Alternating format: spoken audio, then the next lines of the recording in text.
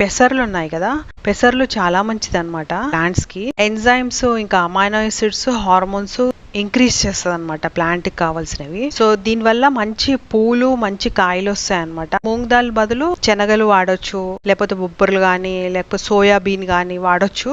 అవి కూడా మంచి ప్రోటీన్ కంటెంట్ ని ఎన్హాన్స్ చేస్తాయి అనమాట ప్లాంట్ లో. అలాగే దీంట్లో ఫ్లాక్సీడ్ వాడుతున్నాను. ఫ్లాక్సీడ్ మా ప్లాంట్స్ కి చాలా బాగా పనిచేసింది. దీంట్లో పొటాషియం చాలా ఉంటుంది అనమాట. మంచి కలర్ఫుల్ ఫ్లవర్స్ వస్తాయి. మా ప్లాంట్స్ కి అయితే చాలా మంచి ఈల్డ్ వచ్చింది అనమాట. మొన్నసారి ఫ్లాక్సీడ్ ఫర్టిలైజర్ వేస్తే మాకు చాలా బాగా పనిచేసింది కాబట్టి నేను మళ్ళీ ఫ్లాక్సీడ్ ఇది యాడ్ చేస్తున్నాను. సో ఇవన్నీ ఆర్గానిక్ న్యాచురల్ కాబట్టి మరీ ఎక్కువ యాడ్ చేయట్లేదు. 2 స్పూన్స్ ఫ్లాక్సీడ్ ఇంకా 2 స్పూన్స్ మూంగ్ దాల్ యాడ్ చేశాను. సో ఇవన్నీ 4 కూడా మంచిగా పౌడర్ చేసేసేయాలి. పల్లీల పొట్టును ఇంకా వేపాకు ఉంది కదా, ఇది ఒక బ్యాగ్ లో వేసి ఇలా దంచుతున్నాను. దంచితే కొంచెం పౌడర్ లాగా